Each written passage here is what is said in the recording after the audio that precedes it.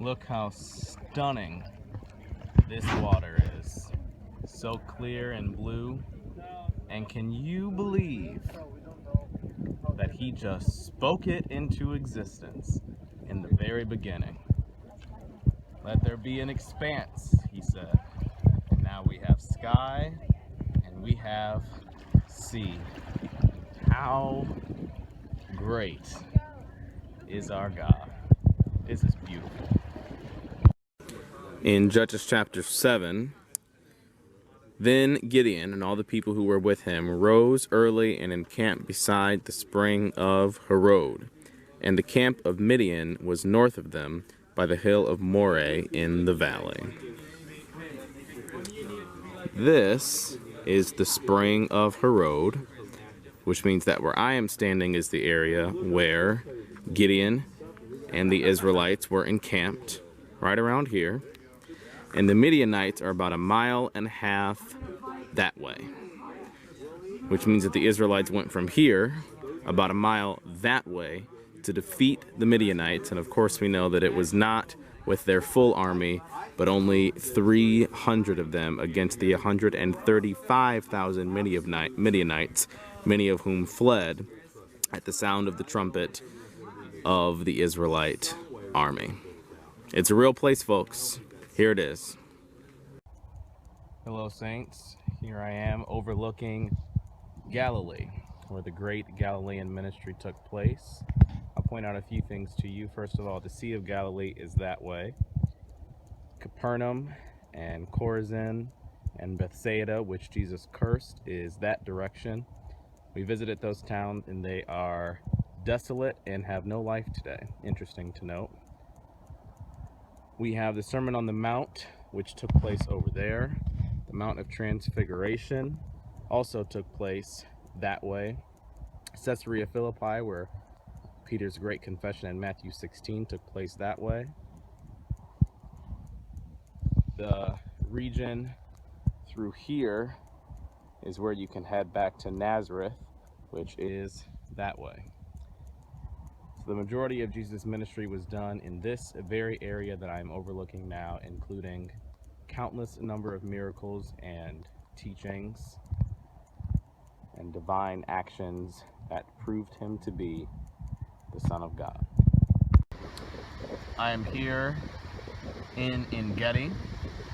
Beautiful view. The Dead Sea is right there.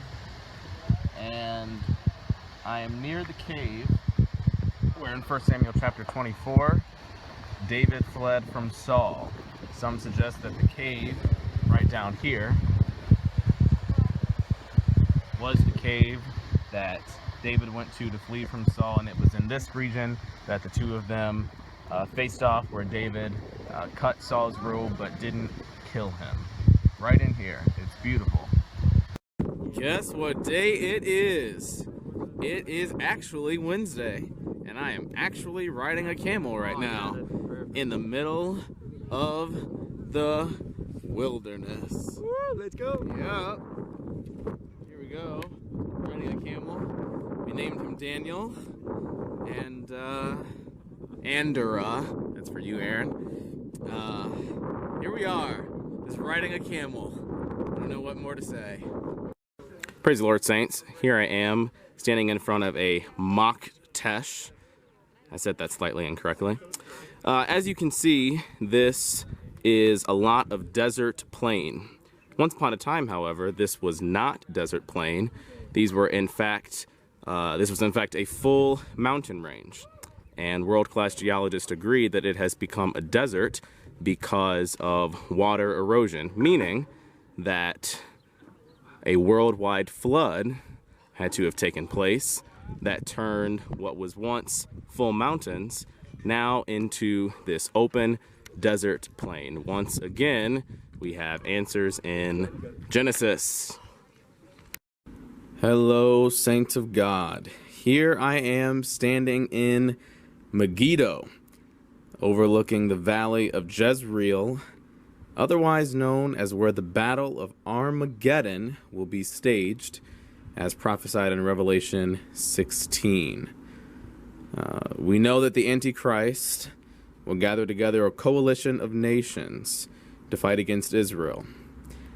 We know that Israel will lose all of her allies, and we know that just when it seems all hope is lost during the tribulation, the Lord Jesus Christ himself will literally and bodily return to the earth along with all the raptured believers to set up his literal 1,000-year reign on the earth, followed by the creation of the new heavens and the new earth.